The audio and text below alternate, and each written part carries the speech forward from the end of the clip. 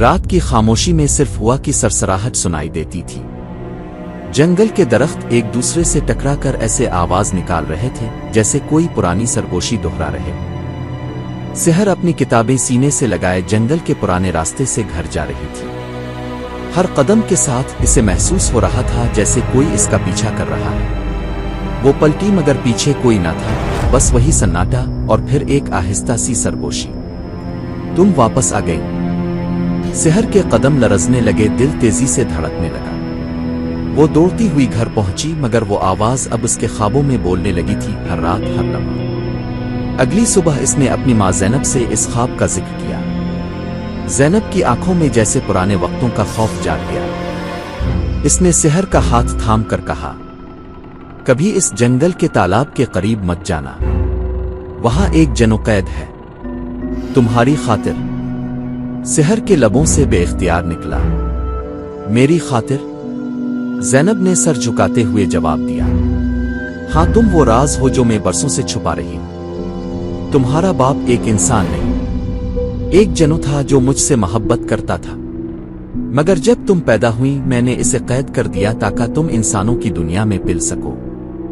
رات کو سحر چپکے سے اس تالاب کے پاس چلی گئی۔ پانی میں چاند کا عکس تھر تھرا رہا تھا۔ اچانک پانی میں لہریں اٹھیں اور ایک سایہ نمودار ہوا، کالا لباس، سرخ آنکھیں اور چہرے پر ایک عجیب سا سکون۔ آخر تم آ ہی گئیں، میری روشنی، میری قید کی وجہ۔ سحر پیچھے ہٹنے لگی مگر وہ جنو نہ آگے بڑھا نہ چھوا، بس زمین پر جھک کر بولا، میں تمہیں صرف دیکھ سکتا تھا مگر اب تم نے مجھے خود پکارا ہے۔ اس کی آواز میں درد تھا اور ایسا سحر بھی جو دل کو اپنی گرفت میں لے رہا تھا۔ زینب کو جب پتا چلا کہ سحر نے تالاب پر جا کر اس سے ملاقات کی ہے، وہ گھبرا گئی۔ وہ دوڑی منتر پڑھتے ہوئے تالاب پہنچی۔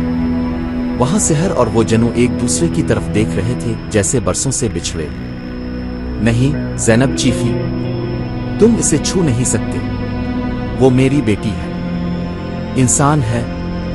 جنو نے آہستہ سے کہا، مگر اس کا دل میری ملک ہے۔ زینب نے سحر کی آنکھوں میں دیکھا اور پوچھا، سحر، تم کیا چاہتی ہو؟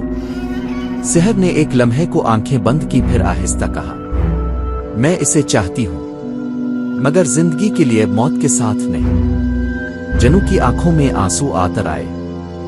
اس نے ایک آخری نظر سحر پر ڈالی اور آسمان کی طرف دیکھ کر بولا، میری محبت نے مجھے آزاد کر دیا، تمہیں بھی؟